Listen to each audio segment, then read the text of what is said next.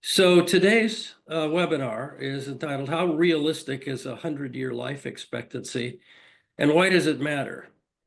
And people taking place in the webinar are, first of all, myself. My name is Stephen Austad. I'm the scientific director of AFAR and as you can see, an endowed chair at the University of Alabama at Birmingham. And my agent would hate me if I didn't have my latest book up there to plug.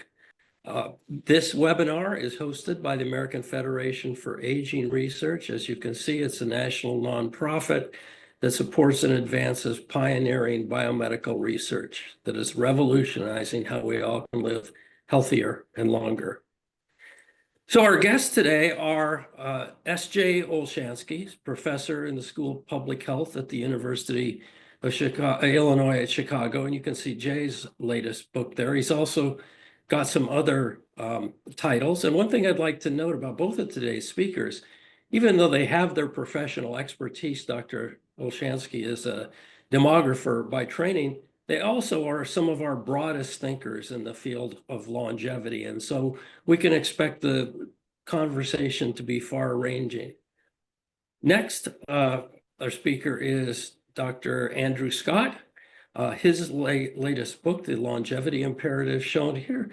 Dr. Scott is a professor of economics at the London Business School on the advisory board of the UK's Office for Budget Responsibility and a member of the Cabinet Office Honors Committee. This is his latest book, and I recommend it very highly. So let's go right ahead and get started. First question I'll address to Jay. A paper that Jay recently published is going to be the focal point of our conversation today. And that paper talks a lot about recent patterns and the future of life expectancy. I thought it might be worth starting off by simply defining life expectancy, because we've all heard that it was in the 20s and 30s and 40s before the 1900s, but we all know of historical figures that lived into their 80s and 90s. So I think it might help, Jay, if you just started off by telling us what exactly is life expectancy? Life expectancy is a population metric designed to estimate duration of life for a cohort of individuals of a given age. So hypothetically, let's say life expectancy in the United States for a baby born today is 80.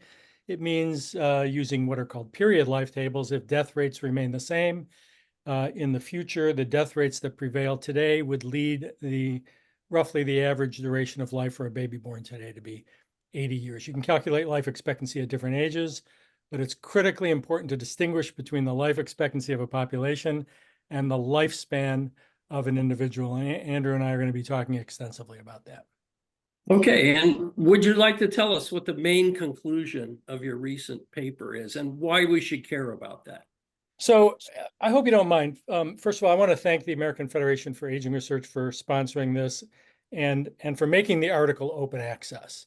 And you, Steve, of course, you and I go way back to 1990 and the original science article that I published on this topic. And Andrew, of course, is one of the reasons why we published this paper now. We were at a meeting in London 3 years ago where this issue came up. And it was that meeting that took place that led to this. So if you don't mind, I just need a minute to give some context, because if all I do is tell you the results of the paper, honestly, you will have lost the context of the entire argument. So, and I'll be brief. Years ago, back in the late 80s, I came back from a conference run by George Martin, where we discussed the issue of human longevity. And it occurred to me at the time that one way to address this issue of how long we can live was, instead of estimating how low death rates can go, I reverse engineered the question. How low would they have to go? We did this calculation using data from the United States.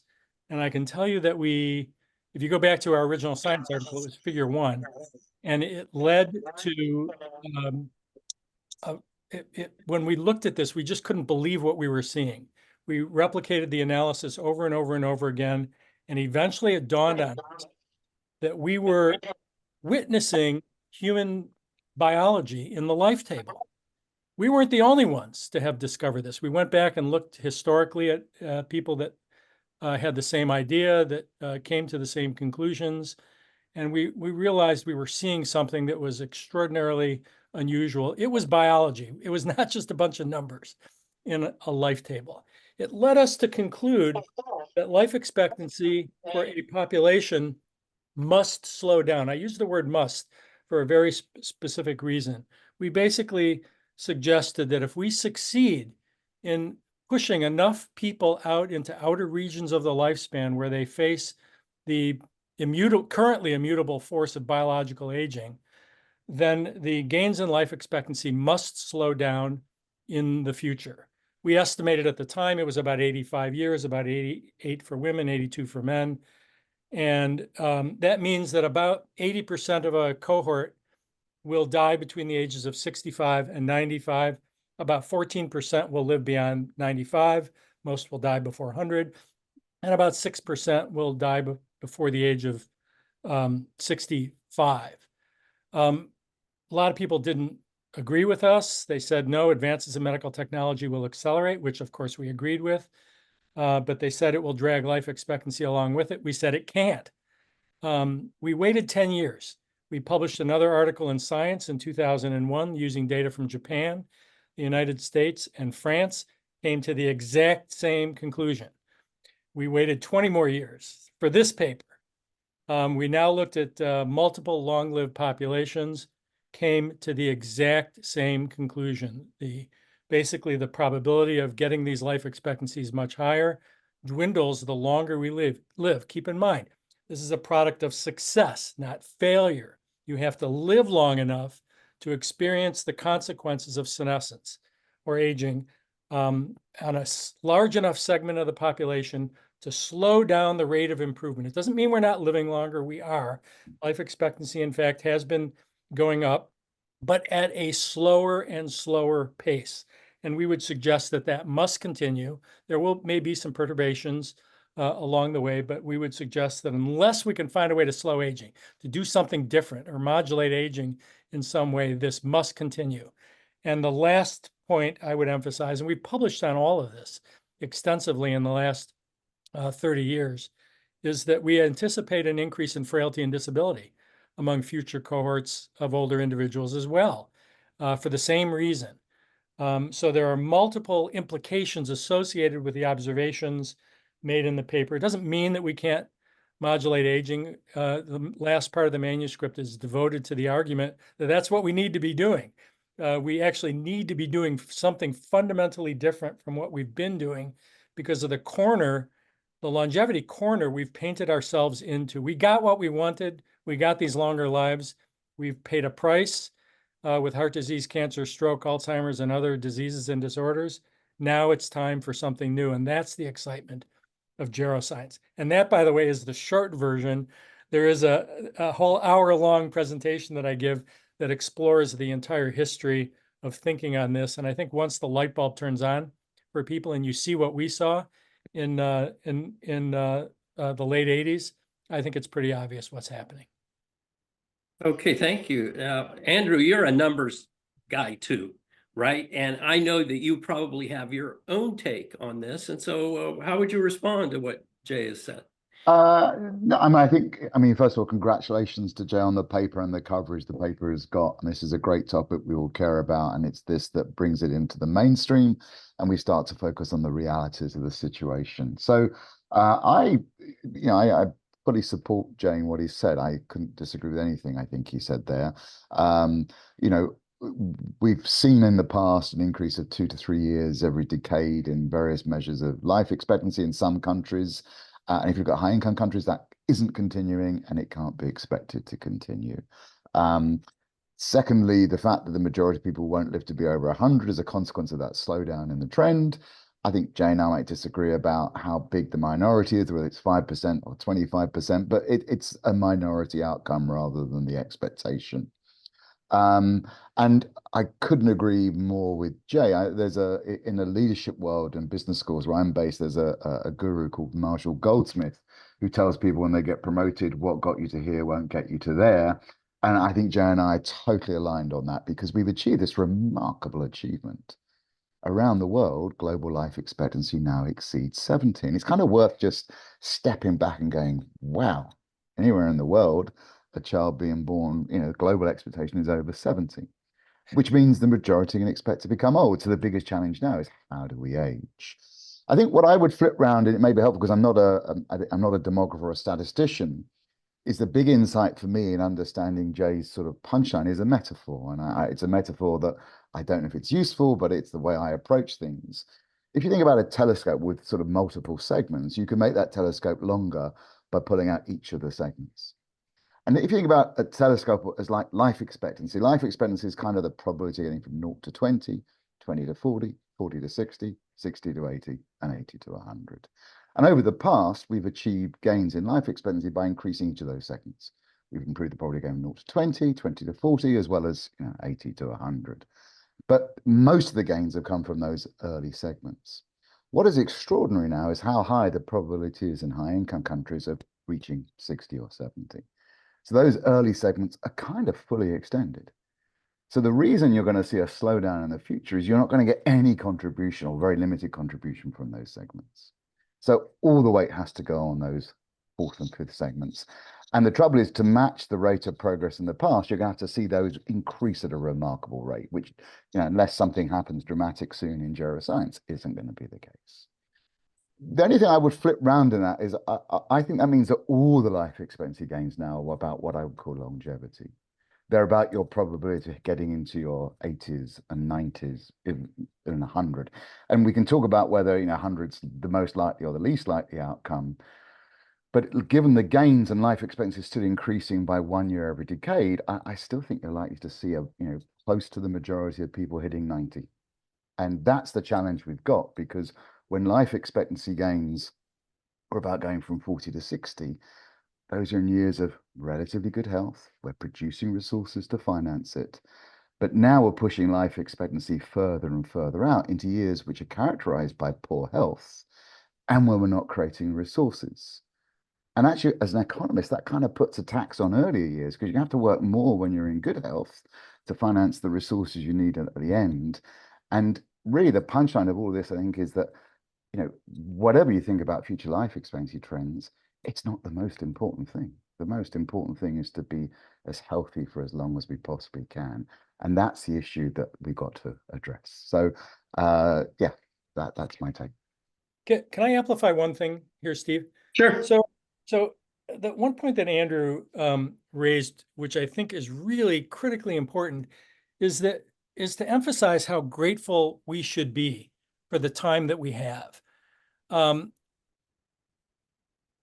I would suggest that the vast majority of the population over the age of 60 is living on manufactured time, time that was created by public health, by medicine, which works. These pharmaceuticals that we take work, the surgical procedures work. We're living on time that was created for us by medicine, by public health, which means the natural limit to human longevity, if you extract all of this medicine and most of public health, would probably be behind us, which means we're as we're pushing out the envelope of survival, it's like stretching a rubber band.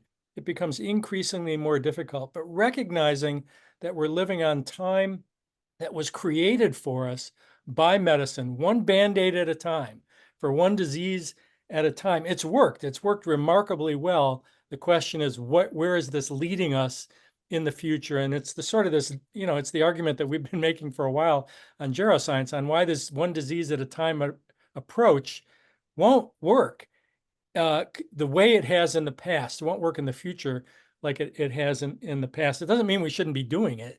It just means that we have to recognize that there are limitations to how much time we can manufacture by just going after one disease at a time. And I think that amplifies a point that Andrew was making on how grateful we should be for the time that we have, because it has been created for us, by us. Yeah, well, as the card-carrying geroscience and the scientist in the group here, I'm all behind what you say, Jay. And I think we'll come back to that. But one of the things I'd like to hear Andrew talk about is that the world is aging at this incredible rate, and every time you hear about that, it sounds like it's the most catastrophic thing that could happen to us. And I know that you've got a slightly different view of this, Andrew. So could we hear about that? Yeah, it's funny, isn't it? I mean, picking up on what Jay said, whenever you mention the word aging society, no one pumps the air with excitement and so gets, and it is one of the greatest achievements of the 20th century. I mean, it's truly remarkable. It's fewer infants lost in early years, fewer parents snatched away midlife, more grandparents meeting their grandchildren. All we can say, oh God, we got an aging society. I mean, it's remarkable. And I think there's a whole bunch of issues there around the word aging. And I think as mortality has shifted ever more to later life, we associate old age with death much more perhaps than we've done historically. So there's a whole bunch of negativity. And in economics, it's all over the place, this aging society story, because it's always couched as a health burden and a pensions burden. And the economy can't afford to support that. It sort of reminds me of those sort of Malthusian stories that says we're just always going to run out of resources to support the size of the population we've got. I think what was, for me interesting about Malthus is that he kind of got his projection wrong then when the population was 1 billion. Now it's 8 billion, and there are clearly environmental constraints. But he didn't factor in the sort of innovation, new institutions, ingenuity, and investment that came with the Industrial Revolution that made us all more productive, so we could support more people, and made us so much more productive we could support our health and education even more. And the reason I stress that is I think that's the problem with the aging society. We say not that there's too many people, but we're living too many years to support the resources we create. So we've got to do the same ingenuity, investment, innovation, and build new institutions to support the length of life we can now expect. And that's never been worthwhile before. When there's a tiny minority who make it to 90, then I don't think it's worth thinking about how do we structure society and the health system to support us when we get to that age. But as you see ever more people making it to 80 and 90, then actually we've got to say, well, how do we keep people healthy for longer? How do we keep them productive and engaged for longer? And that's why I'm particularly focused on the length of life we can now expect. Because I think if you sort of tell people, I'm 59, at 59, I can expect more years than my father and my grandfather, I've got to invest more in my future. And I think that's the sort of the real issue here. How do we adapt the life cycle? Because I remember I got into this subject because I present a lecture to my students on an aging society, and it's all doom and gloom. And then halfway through, there's a slide that says, on average, we're living longer and we're healthier for longer. It's like, that sounds quite good. How do we turn this only into a bad news story? And that's when you start thinking, well, it is about time. And if we can be healthy and productive and engaged for longer, this is a good thing, not a bad thing. But it comes back to, can we change how we age? And some of that is about behavior. At 59, I can do different things. Even my health is the same. I can think differently. But actually, how do we change how we age? And for me, that's the key issue. And when I talk about big trends that change the future as a business school professor, there's a fantastic conversation about AI and climate change. We talk about radical adaptation, radical adjustment. It's intellectually engaged, it's emotionally engaged. People know it's important. And then the sort of conversation meanders around, and someone eventually say, oh, a big trend is going to be demographic change. And I say, what's that? And they say, more old people. And that's the end of the story. There's no radical adaptation. There's no radical adjustment. If there's any talk about adaptation, it's about care homes and adult diapers, which is like, really, is that the best we can think about for one of this tremendous achievement? So that's my focus. How do we actually just invest in this and change how we age, increase our productivity, increase our engagement? When there's a 10% chance of something happening, you don't bother with it. When there's a very high chance, you've got to do something about it. Go ahead, Jay. Yeah. Sorry, Steve. Linda Fried has referred to older individuals in our modern society as one of the most valuable resources that exist, and healthy older individuals are even more valuable. And so whatever we can do to manufacture healthy survival time, that's worth its weight in gold. And I think that's the direction this is all headed. And the only thing about that, and my trouble with the aging society stories is all about when people get old. And, for me, the big change is the young can now expect to become old, not that there's just more old people. I think that's the mindset change that is really hard. I quoted this a lot recently, but I was teaching some Chinese MBA students at London Business School in the summer, and I was showing them China's demographics in 35 years' time. And China's demographics is extraordinary. There's going to be 400 million fewer people, 45% of people will be aged over 65. And I said to these Chinese students in their early 30s, how do you feel about this? And they say, well, it's a problem. I said, why? They said, well, all these old people, they get ill and they need a pension. And I said, who are these old people? And they said, well, what do you mean? I said, well, who are these old people? I said, they're you. You know, you're now 30. In 35 years' time, you are going to be these over 65-year-olds. And it was remarkable how, you know, they hadn't got that point. I think that's the problem for me with talk of an aging society. It says, what do we do when we got lots of old people? The real change is longevity. And, you know, as Jay pointed out, we may not be on course for radical life extension, but it's still creeping ahead at 1 year's every decade. And we're so not equipped to deal with a life of 75, let alone 85 or 95, and lordy, 120. Yeah, and so one of the things that I think Jay addressed in this paper is that there are people who have been predicting for quite some time that anyone born in the 21st century can expect to live 100 years. And I know you disagreed with that 30 years ago, Jay, and you disagree with it now. Can you tell us something about what you think the practical harm of predicting that kind of longevity might be? Oh my. Look, I've been invited to speak at numerous conferences and in front of insurance companies and pension funds and in front of actuarial groups. The implications are profound. I mean, imagine an insurance company that is operating under the assumption that most people are going to live to 100, and they're assuming people are going to be paying those insurance premiums for, you know, for many, many years that they're not likely to be paying them, you know, paying into that system. Pension funds will have a, you know, a different angle on this as well. But how about wealth management? Look, I'm 70 years old. Like a lot of individuals in this age range, you know, we're thinking about how to make sure we could fund the remaining part of our lives, however long that may be. But if you have to plan to live to 100 on a high probability that it's going to happen, your planning is totally different than if you pick something that is far more realistic. You likely will, you know, change the way in which you work, how long you have to work, how much money you have to set aside.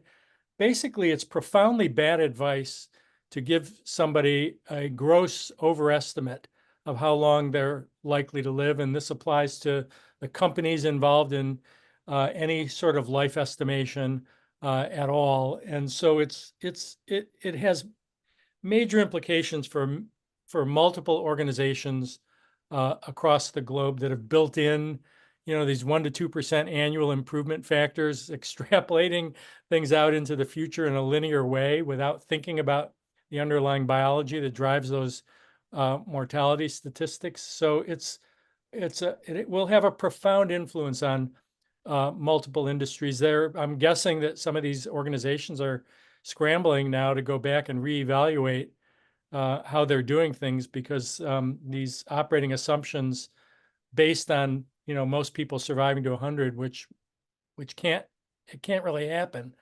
in this century. It doesn't mean that a lot, by the way, it doesn't mean that a lot more people won't live to, you know, in their 80s and 90s and 100. You know, Andrew points this out in his book and in multiple publications. The prevalence of the older population is going to explode. In this century, we already know that the absolute number is going to go up. I'm going to give you the year when the largest increase in the number of centenarians will begin. It will be 2042. How do I know that? 2046. It's the 100-year anniversary of the baby boom generation. So the absolute numbers are going to rise dramatically. I would decouple the rise in the prevalence of older individuals with the rise in life expectancy. One can go down, life expectancy, and prevalence can go up. That's exactly what's happening in the United States. So yeah, lots of implications associated with using the exaggerated assumptions about human survival. Oh, And if I can jump in it, yeah, absolutely. He's treading on your field here, Andrew. Not at all. I mean, I think this is where we get to a really interesting issue. So let me pick up on a few things. So what I find interesting as an economist coming to this area is we sort of adopted the demographic story of an aging society, which is purely about a change in the age structure of the population.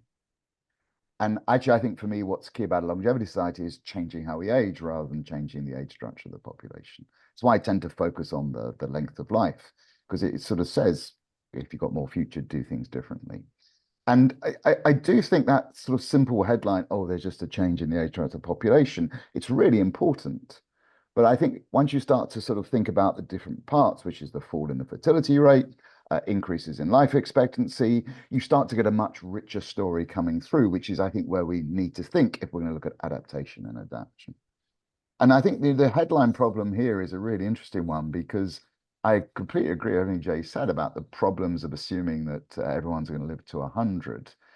Um, and I've got a book called The 100-Year Life, so I've got to think about this. But the challenge also is if we underestimate how long we live for, and that's also got lots of problems, because then you end up not investing in your health, not having the skills, not having the relationships, and certainly that's the way society is set up at the moment. And the majority of people do still underestimate their own life expectancy, and I think part of that is the use of period measures, blah blah blah.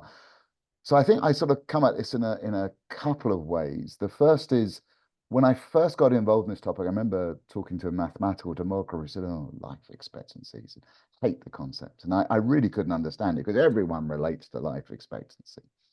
But when only about 3% of people die at the average life expectancy, you start thinking, oh, actually, this might not be the most important variable to think about. It's also one that's really hard to understand, because there's lots of variation around the average.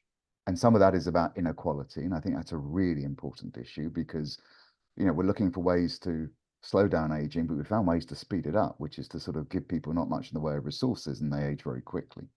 It's kind of the strongest proof that we have that age is malleable. Then there's, just variation, not socioeconomic term, it's just the risk. And then there's the point that Jay focuses on, which is uncertainty around the average length of life. And Jay's point is actually that uncertainty is less than we think, because that trend is slowing down. And there's less to worry about on that score, but there's still all the other stuff. And if I think about people's planning for the future, how they deal with that risk is the really key thing, because I think Jay says the upper bound of 15% of people living to 100. That's still, how do I deal with that? How do I deal with that risk? And we're lacking the financial institutions to deal with it. Just working or just saving on itself isn't going to solve the problem. So for me, those are sort of the issues we have to tease out. So it's not that life expectancy isn't an important variable, it really is, but in some ways it's digging beyond that and recognizing its probabilistic nature that is key. Yeah, so this is very interesting. Now, some people have described Jay's model as a glass ceiling of life expectancy. Some people might think of it as a steel ceiling. As a geroscientist, I can tell you that we used to think that a mouse that lived 2.5 years was a really, really old mouse.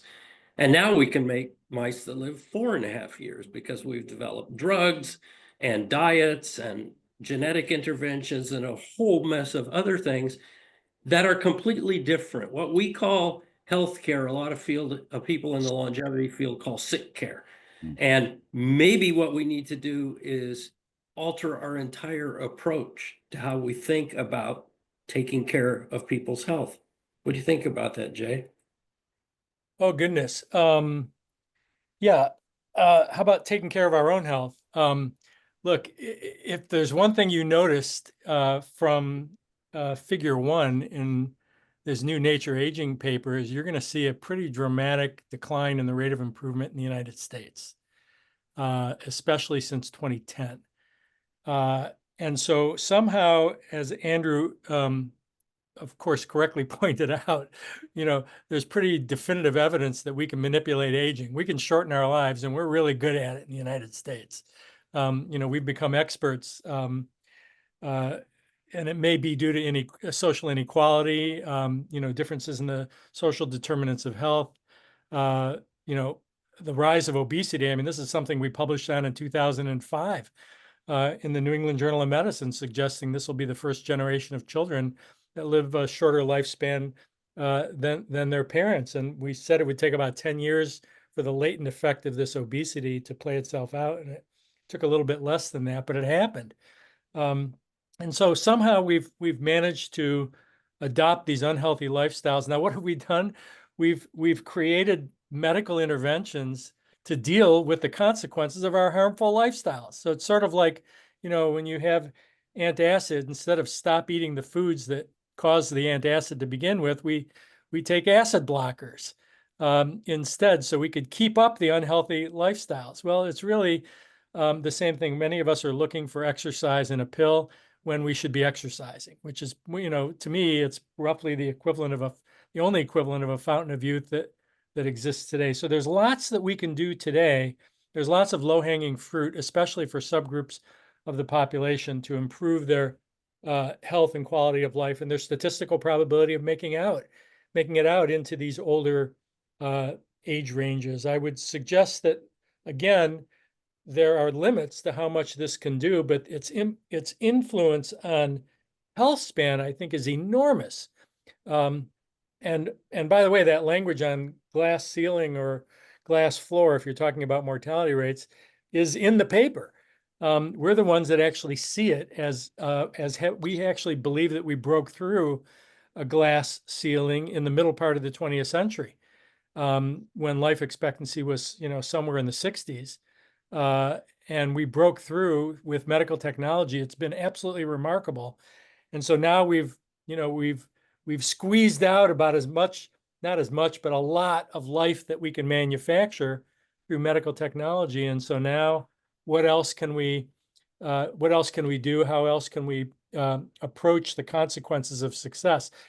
This whole line of reasoning, by the way, if for those of you who are students of history, is going to sound hauntingly familiar to Ernest Groenberg's Failures of Success article from the 1970s.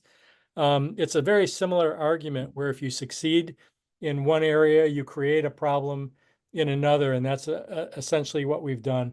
And so, yeah, there's a lot that we can do to influence health and quality of life without any geroscience that would certainly have a profound influence. Would it influence life expectancy that much? I don't think nearly as much as many people think, but it certainly would have a profound influence on social inequality, prospects of surviving to older ages, and health span. Health expectancy. Andrew, I know you've got a lot to say about this, so I take it have. away. And Jay's right to pick out just how different US life expectancy trends are from many other countries, although sadly not my own.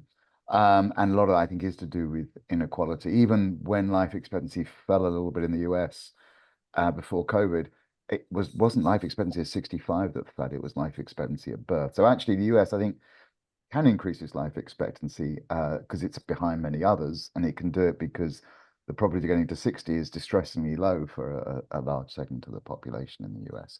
But I think your question about changing the system is spot on. I'm spending a lot of time at the moment with people working on prevention. I said, what are you trying to prevent? You're trying to prevent disease. Why not call it maintenance? You're trying to just sort of achieve health. It's quite extraordinary how deep-seated that disease model is. And what the big punchline I get from Jay's paper is we've got to do something different if we want to expect life expectancy to continue. And whether you do or not want life expectancy to continue, something has to change. For me, I'm sort of focused on, wow, it's still going up 1 year, one and a bit every decade. Your chances of hitting 90 is going up, and people fear getting old. They fear outliving their health, their wealth. So we've got to change and make sure that we're healthier and well resourced the older that we get, because we're now more likely to become old. And so I'll go back to that statement. What got you to here won't get you to there. We have to fundamentally change. And this is where I think, I'll do my own plug for a paper, which I know Jay liked a lot, which is the paper with David Sinclair and Martin Ellison in Nature Aging. And to me, what's interesting there is applying an economic model. And what that model says is right now, the most important welfare challenge is to get healthy life expectancy to match life expectancy, to fully compress morbidity. And it's more important to fully compress morbidity than just get any other increases in life expectancy. And given what's happening with health, that compression mobility is going to have to be tackling aging rather than individual diseases. But of course, once you've compressed morbidity, once you've got healthy life expectancy up to life expectancy, I'm then interested in living longer. it's because the quality of life is higher and I want more of those years. And for me, this is, and then Jay's written about this, about sort of a new era. There's something really interesting about the whole geroscience, aside from just its intellectual fascination. But when infant diseases or infant mortality were our biggest health challenge, there's a hump in incidence at early ages. And if you squash that, you lower it, you're no longer interested in it because people are living to midlife, which is the sort of the failures of success story. Then there's a hump in midlife mortality. And if you can compress those and squash those, you then start worrying about aging related diseases. But what's so interesting about the aging related diseases is that that's a line that slopes upwards. It's not a hump. And so the better we get at aging, the more we will hopefully push that line back, but it's still there. So I think unlike sort of past sort of focuses, this is one where the better we get at aging, the more we're going to want to age even more. And then for me, that is a very profound moment in human history. Now, whether we can change how we age, there's people far better out here than I to comment on that. But that, I think, is what makes this so very interesting now. The failures of success mean this is the dominant health challenge. Globally, the biggest health challenge right now are aging-related diseases. I've done calculations show that even in a low-income country, and that's very low income, the biggest lifetime health challenge of a newborn child will be aging-related diseases. And this is just, I think, going to get bigger and bigger. Hey, Steve, can I emphasize one thing here? Sure.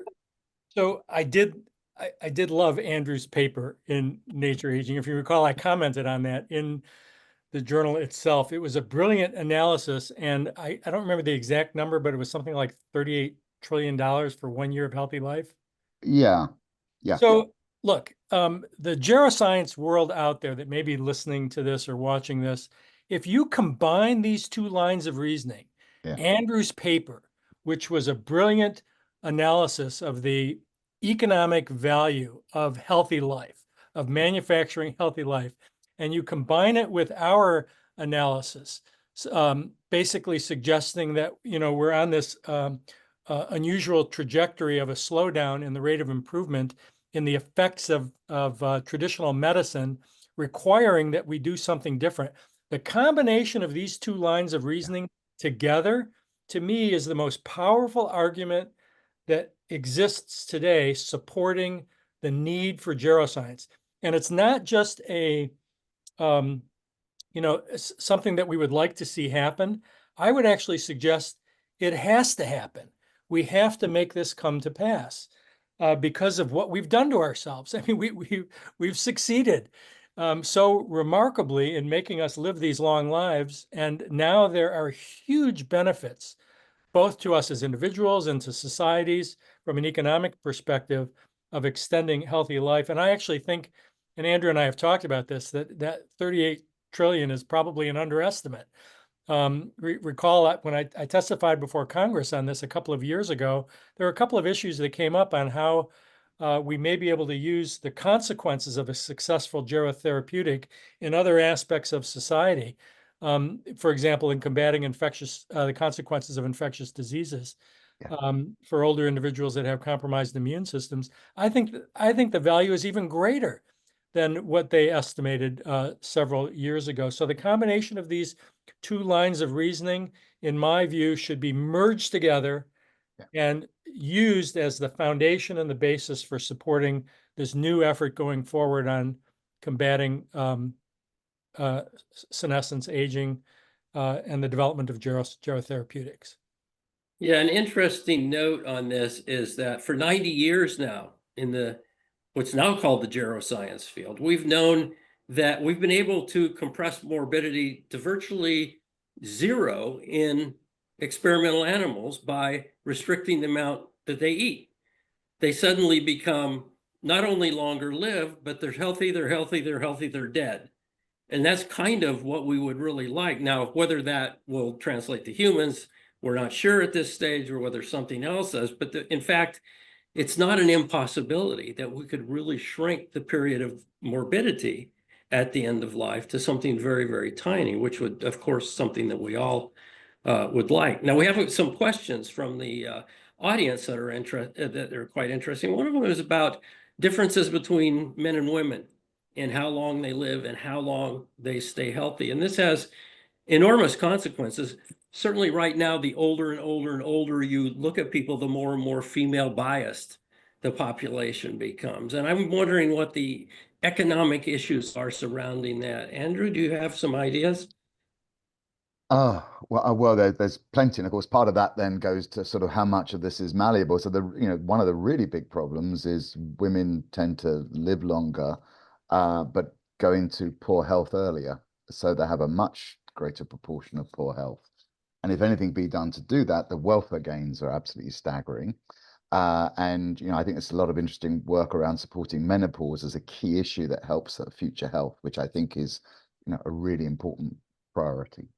And then, of course, all of this feeds into the bigger problem, which is if we live longer, but we're not healthier and not productive for longer, then you have a big challenge. And of course, although thankfully the gender pay gap is narrowing, it's still there. And so if you're living longer, but you have a lower wage and you work for fewer years, then you've actually got huge problems. So I think that's a really big issue. I think, what is interesting about all of this is how do we adapt the nature of work for everyone to support longer careers? And, in the 20th century, we sort of took a lot more leisure after retirement. As life expectancy increased, we just took more leisure after retirement. I do think we will see people working for longer, but we'll probably take more leisure this side of retirement.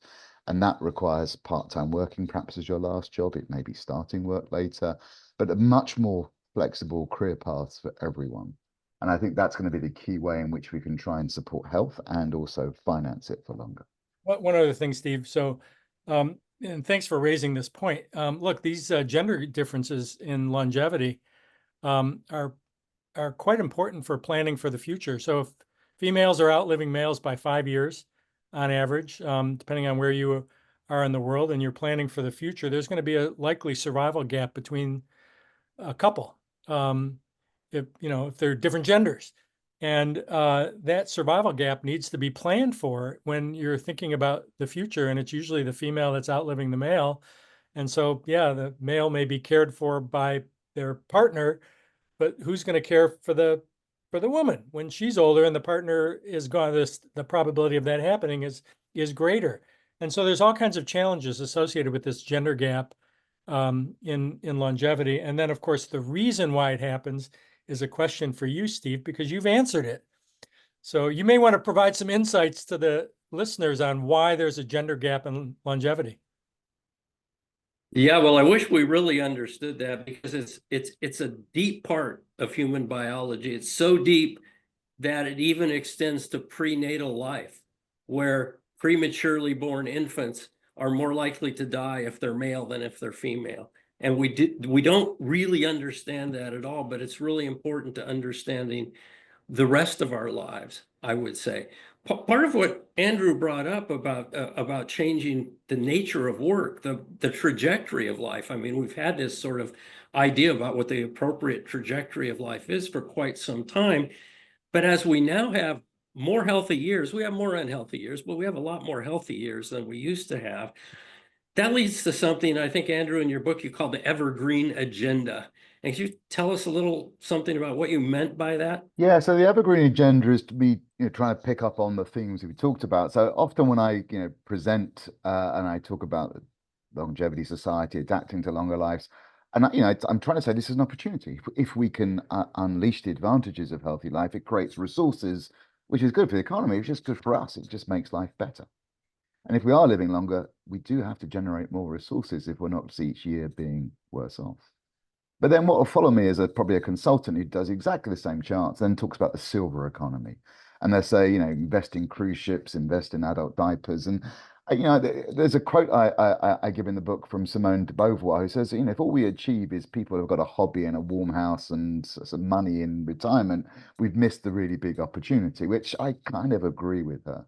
So to try and sort of downplay this notion of a silver society of everyone aged over 50 or 60, whatever age you want, is exactly the same, and they just want to go cruise ships or whatever it might be, I think we have to talk about the evergreen economy, because if we're living longer lives, the most important thing is now to age well. However you interpret that, health, productivity, engagement. And that starts early, but we all want to remain evergreen. We want to remain relevant and be able to do the things that we want to do, whatever that might be. And that's the sort of, I think, really the way we've got to think about it, because I will spend a lot of money if I get dementia to be cared for. I would spend a fortune to avoid getting dementia. I think that's the way to sort of think about this, is to remain evergreen. And that puts a focus on all of life, not just end of life. And for me, this is one of the big challenges of the aging society. We assume we can't change how we age. We think about how we support people at the end, all of which is incredibly important. But it's really hard to change how you age if you start when you're 80. It's got to happen earlier. Yeah, and Jay mentioned obesity as a issue earlier, and we now seem to have a cure for obesity on the horizon, these GLP-1 agonists. And I'm wondering, Jay, what you think, what do the existence of the GLP-1 agonists potentially mean for our health and longevity? Well, so I'm going to invoke the answer, which is the first answer I teach my students to give, which is the correct answer to most questions, as I always point out, which is, I don't know. And the thing is that nor does anyone else, right? So these are drugs that are being introduced now that are likely, it looks like they're, very successful at reducing obesity. It does remind me of, my childhood when my parents removed butter from the diet and replaced it with margarine. That, of course, was loaded with trans fats, and they didn't know that it caused heart disease. I don't know what the consequences are. I'm not saying that this causes heart disease. What I'm saying is that we don't know what the long-term effects are of the use of these drugs. Are they going to be, do the people have to stay on them their whole life? I don't know. There's a lot of I don't knows when you introduce a new drug like this. If indeed we can lower the risk of diabetes and all of its consequences, then absolutely that's a good thing. But I will tell you that personally, I had an issue with excess weight, and my doctor was going to put me on a statin, and I said, no, I do not want to go on a statin. I do not, they work, of course, but I'd prefer not to go on it. So what did I do? I lost weight.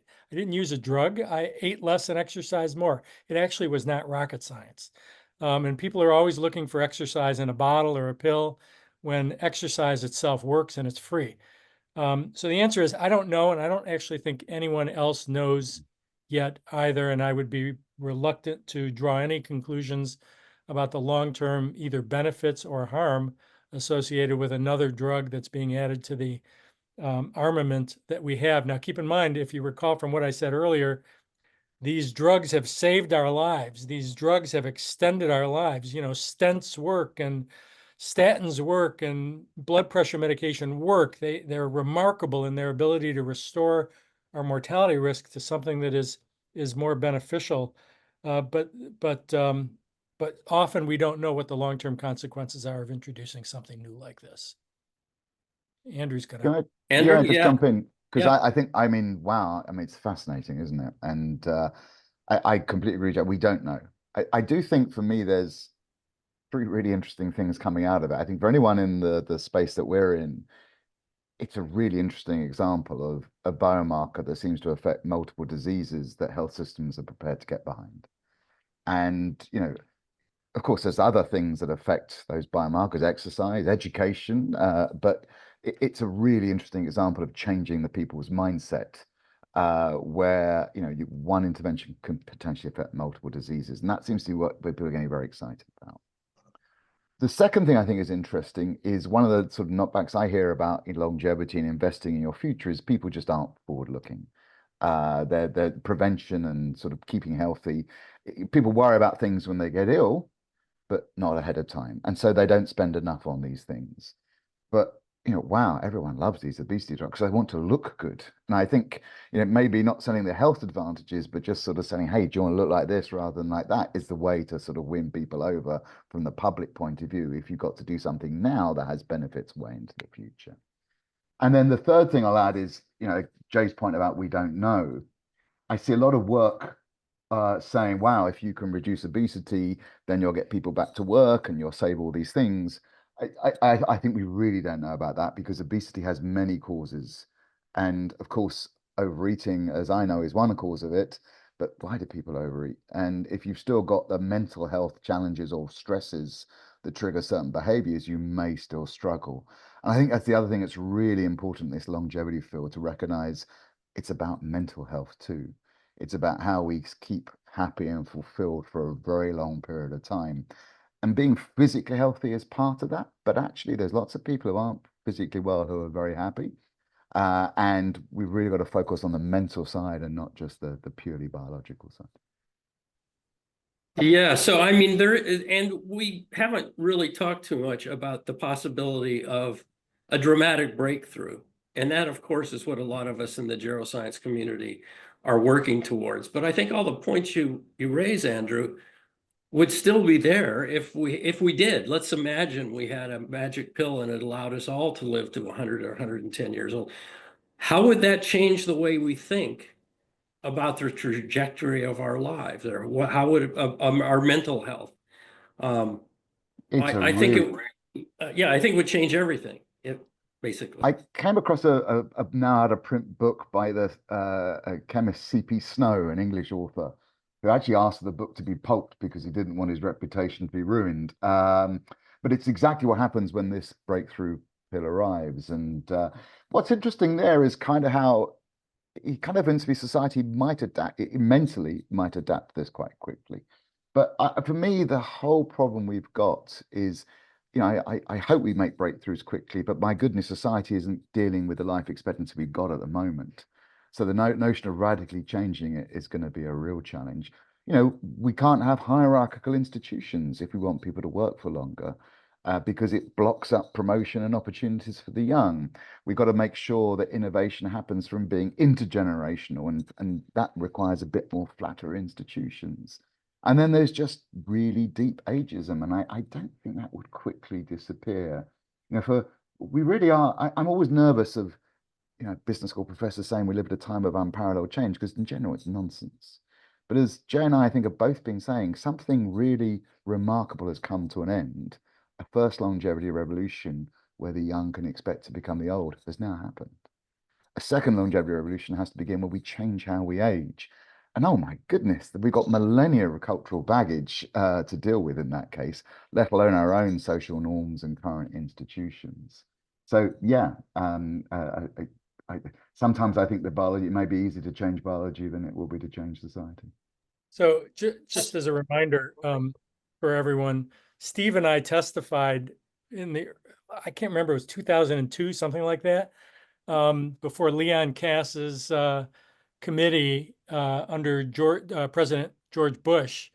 And both of us came to the exact same conclusion, is that if this happens, it changes everything about society. And I'm not saying it's bad. I'm just saying it will change every aspect of society, from marriage to education. Everything changes if we succeed in extending lives the way we're proposing. It doesn't mean we shouldn't be pursuing it. It just means that we need to be cognizant of what the consequences are of success. Okay, well, we're rapidly running out of time here. Maybe I could ask each of you to tell us 2 or 3 things that, if you said everybody needs to understand this about aging and longevity, what would those 2 or 3 things be? And maybe I'll start with Andrew and let Jay have the last word. Well, let me tell you what I'm trying to do, because I'm trying to influence ministers of finance. And this is very much about how we get this agenda happening with governments. And I think what's in the conversation, we focused about later years. But in the labor market, people drop out from the age of 50 onwards. And that's for all sorts of reasons. But a lot of it is to do with health and the early signs of those age-related diseases. And I personally would like governments to make the retirement age depend upon some function of healthy life expectancy. I think if there's one metric that government should adopt, given how long we can now live, it's healthy life expectancy. And then I think you'd start to see people getting interested in keeping people healthy for longer, and because you're then going to get the economic benefits from it. And how you're going to keep people healthy for longer, some of it will be about more traditional prevention, but it's going to be about the biology of aging. And I'm trying to make the case that if you could halve the rate of decline, people dropping out of the labor market between 50 and 65, that's a 4% increase in GDP. And that's economically and socially palatable. Getting people work for longer and longer is all sorts of political problems. But just saying, you know what, from 50 onwards, we're already seeing problems of aging and health. And if we can improve the health, we can improve the economy, then you start to get some alignment. Thank you, Jay. I'll let you have the last word unless I decide to sneak in a couple myself. Um, yeah. Look, I did an interview with a reporter not long ago where the emphasis of what I was saying was about the excitement that I have going forward on all the work that's going on in the world of aging and aging science. And they said, God, I thought you were a pessimist. Everyone is telling me that you're a pessimist about the future of aging and longevity. I'm going, yeah, well, then you got to read the papers, because in the manuscripts that I've published, it's in general a recognition of the fact that limits exist, but there are things that we can do to improve our health and quality of life. And by the way, before I forget, the one metric I would add to Andrew's metrics would be reductions in social inequality. Imagine if you combine the metrics of a reduction in social inequality with improvements in health span, and you've got an amplification of the effects on a population. The main point I would want to get across, Steve, is that, and I'm so happy that Andrew and I came together on this particular platform under AFAR, and that's because the message, in a way, is very much the same, that we have to do something different. And it's not that we should do something different, or that we should be thinking about doing something different. We need to be doing something different because of what we have done to ourselves, because of the success that we've had in manufacturing these lives. The three of us probably wouldn't be here having this discussion if not for medicine and public health. And we're in the prime of our careers, I think. Maybe the prime is ahead of us. I would like to think that, but centuries ago, people didn't, many people didn't live this long. They didn't have the doors were not open to extended survival. And now we've relaxed the selection pressures on individuals making it out to older ages. What does that do? It means that you see a lot of very, very healthy older individuals and a lot of very unhealthy older individuals that you ordinarily wouldn't have seen because they were restricted from living that long in the past. So I'm going to go back to the very point that we started with Andrew's message, and that is we have to do something different, because we are in a different world today, and it's one that we are happily living in, that we happily created for ourselves, but there's a consequence of what we've done, and we need to look forward in a fundamentally different way than in the past. And hopefully, Steve, you're going to mention our bet at some point. Yes, yeah. So as many people might know, listening to this, Jay and I have a $1 billion wager.